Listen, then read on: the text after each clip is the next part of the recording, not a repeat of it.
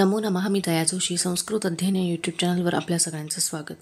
आज आपण पाहणार आहोत इयत्ता 9वीचा रम्य संस्कृतम या शीर्षकाखालील उपपद विभक्तयाः हा घटक. यापूर्वी आपण या विषयाची चर्चा केलेलीच आहे.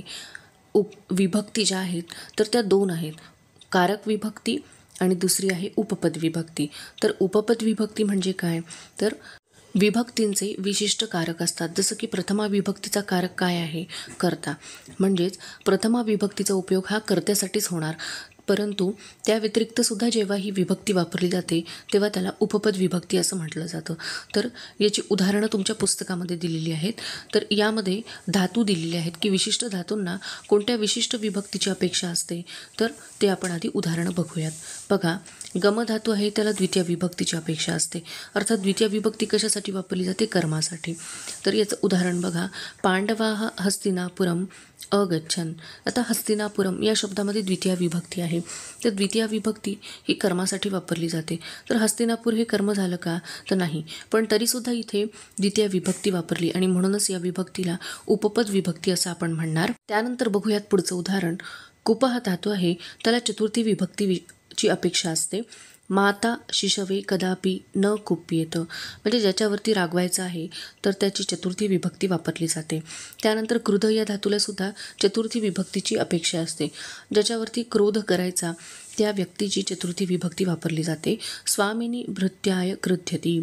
त्यानंतर दायचा हा धातू आहे त्याला सुद्धा चतुर्थी विभक्तीची अपेक्षा असते. ज्याला द्यायचं आहे त्या व्यक्तीची चतुर्थी विभक्ती वापरावी लागते. शिष्याः गुरवे दक्षिणाम यच्छन्तु. त्यानंतर बघा, कथ धातू आहे याला सुद्धा चतुर्थी विभक्तीची अपेक्षा असते. ज्या व्यक्तीला सांगायचं आहे तर त्या व्यक्तीची चतुर्थी विभक्ती वापरली जाते.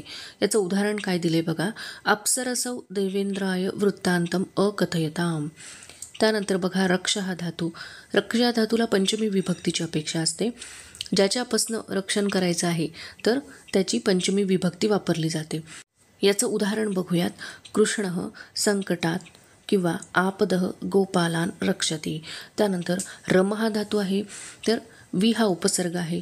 विरम ज्या वेळेला आपण वापरतो तर त्यावेळेला त्याला पंचमी विभक्तीची अपेक्षा असते. विरम म्हणजे थांबणे, तर ज्याच्यापासून थांबायचं आहे त्याची पंचमी विभक्ती. त्याचं उदाहरण बघा, त्वम वृथा कलहात विरम. त्यानंतर स्नेह धातूला सप्तमी विभक्तीची अपेक्षा असते. ज्याच्यावरती प्रेम करायचं आहे त्या व्यक्तीची सप्तमी विभक्ती वापरावी लागते. वयम भ्रातृषु स्नेह्येम. त्यानंतर बघा, रुच हा धातू याला चतुर्थी विभक्तीची अपेक्षा असते. नरेंद्राय व्यायामः रोचते. ज्या व्यक्तीला आवडतं त्याची चतुर्थी विभक्ती. त्यानंतर बघा, स्पृह हा धातू आहे त्याला चतुर्थी विभक्तीची अपेक्षा असते. तर त्याचं उदाहरण दिलेलं आहे, गौरी कुंडलाय स्पृहयती. म्हणजे ज्याची इच्छा करायची आहे त्याची चतुर्थी विभक्ती. आणखी काही उदाहरणं दिलेली आहेत तुमच्या पुस्तकामध्ये, ती आपण बघूयात. गणेशाय मोदकाः रोचन्ते. गणेशः मोदकेभ्यः स्पृहयति. बघा, रुच आणि स्पृह दोन्ही धातू जे आहेत ते वापरून इथे वाक्य दिलेले आहे. त्यानंतर बघा, शिवाय बिल्वपत्राणि रोचन्ते किंवा शिवः बिल्वपत्रेभ्यः स्पृहयति. महालक्ष्मी कमलं रोचते. महालक्ष्मीः कमलाय स्पृहयति. पुढे बघा काय प्रश्न विचारला आहे की निखिलाय किम किम रोचते. हा कोण आहे, ज्याचं चित्र दाखवलं आहे तो आहे निखिल. एषः निखिलः. निखिलाय किम किम रोचते. तर आपल्याला वाक्य तयार करायचे आहेत. बघा, निखिलाय लड्डुकाः रोचते. निखिलाय शाला रोचते. निखिलाय पुस्तकानि रोचते. निखिलाय गणित संस्कृते रोचते. अशा प्रकारे. त्यानंतर बघा, एषा काश्मीरा. ही कोण आहे, काश्मीरा. आणि काश्मीरा कस्मै वा कस्यै स्पृहयति. काश्मीराला कशा कशाची इच्छा आहे तर आपल्याला वाक्य तयार करायचे आहे. काश्मीरा कंठहाराय स्पृहयति. काश्मीरा शशकाभ्याम स्पृहयति. काश्मीरा जलक्रीडायै स्पृहयति. काश्मीरा वेणवे स्पृहयति. अर्थात आपण यापूर्वी उपपद विभक्तीची चर्चा जी आहे ती वारंवार केलेली आहे, परंतु तुम्हाला हा स्वतंत्र पाठ असल्यामुळे आपण पुन्हा एकदा उपपद विभक्ती म्हणजे काय ते बघितलं. तर आपला पाठ जो आहे तो येथे संपलेला आहे.